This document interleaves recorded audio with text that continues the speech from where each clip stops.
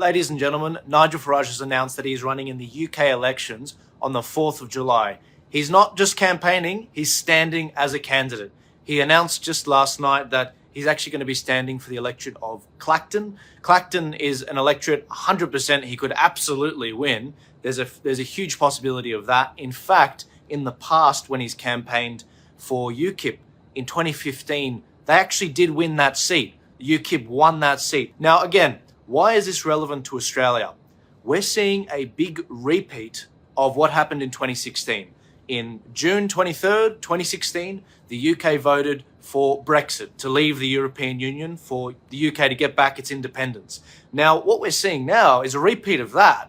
But also, if you remember as well, in 2016 in November, a good friend of Nigel's, Donald Trump, also ended up getting elected and getting the thing that he got across the line. That is happening again right now.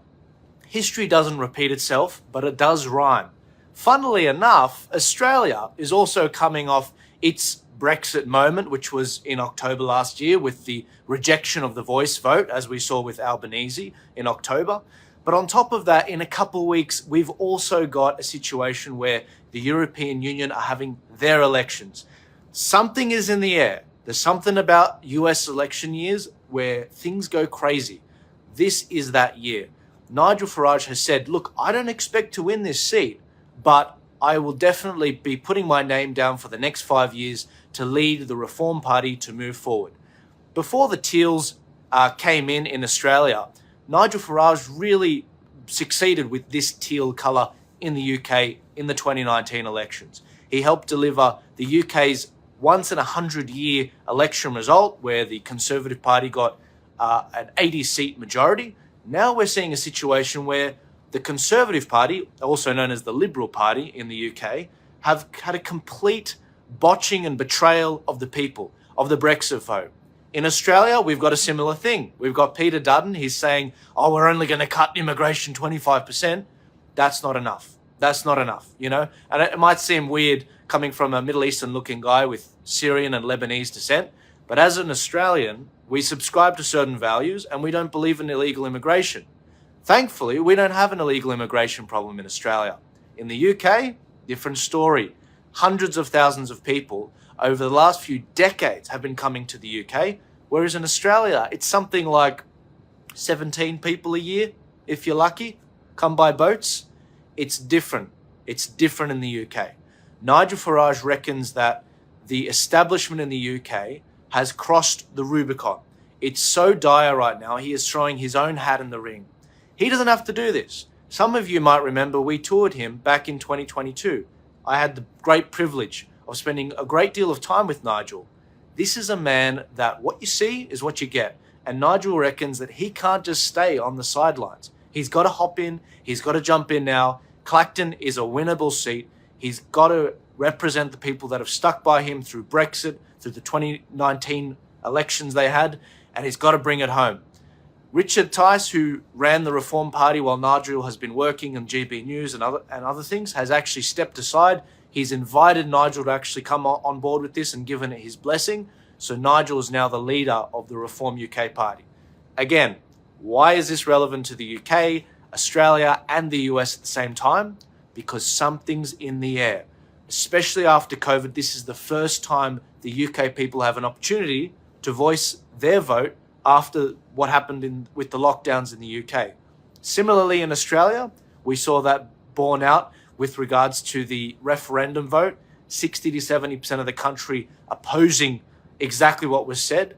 And what we're seeing right now in the UK is their first opportunity to reject the establishment, to reject what's been done to them. And I believe that we're not going to see a Reform UK form government and Nigel Farage as the Prime Minister. Let's be real here. But what they are doing, and Nigel's been very sober about this, is they are going to end up taking a huge chunk of the Conservative vote. They will be the opposition, as Nigel Farage has been saying. He said the Conservative Party will be the opposition party, but they won't be the opposition to the Labor policies. That's exactly what we're seeing here in Australia, isn't it? The Liberal Party.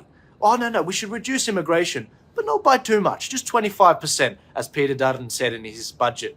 Also, we should have net zero. but it shouldn't be 100% net zero. We should make it more like 50% or more like 25% net zero by the time we get to 2030. This is complete crap. Parties like One Nation in Australia, the UAP, the Libertarian Party in Australia, they're the ones that are giving you the right message on what they believe. The Liberal Party is just trying to be Labour light. Similarly, in the UK, Nigel Farage is one of those thought leaders that means what he says, he sticks to his principles, he sticks to his policies, and he's throwing his hat in the ring at a time when he really doesn't have to. I mean, this is a guy, he's not particularly independently wealthy. This is a guy that doesn't have to do this. He was enjoying GB News, being a broadcaster there, being the number one broadcaster, and now he's throwing his hat in the ring because he recognizes he has a responsibility to throw his hat in the ring because there's no one else. There's no one else fighting there. Nigel Farage, if these eyebrows can give you one commendation, it's well done. You've got to secure your borders. You've got to get people in the UK, just like in Australia, where you've secured your borders. Australia has a legal immigration problem, whereas in the UK, you have an illegal immigration problem. Tony Abbott dealt with that problem for us a long time ago when he stopped the boats. And we've got that sorted right now. It could change, but we have that sorted for a very long time. It's my hope and prayer that the UK can follow what Australia has been doing. Get your immigration sorted. Nigel, he's not a racist. You know, I'm Syrian. You know, my dad was Syrian. I'm first generation Aussie. Nigel's not a racist. I've spent a significant amount of time having a drink with Nigel when he came here for a tour. He's a solid bloke. He's someone with solid values, and I believe he's going to do a phenomenal job in the UK election. Now, can he form government? Absolutely not. He said that too. He said this is a 5 to 6 year plan. We are going to be the dominant party in 2029. He said the largest party, the one that is the true government of the time. And I believe him. But this election, the UK is going to have a Labour government. That's just the reality of the situation. And sometimes people need to go through a bit of hurt to see that. So Nigel is throwing in his hat in the ring. He's running for Clacton. It's a seat that he's helped win in the past in 2015. The electorate there is dominantly conservative, but he can bring some true conservatism to it. And I think he's going to do a great job. If you're listening to this, if you value it, give it a share. I've missed you guys. I am back 100% solidly now. The show gets started next week, The Arc with Joel Jammal. I'll be giving you weekly segments for 2 hours on the things that are going on in Australia, most importantly, but also around the world.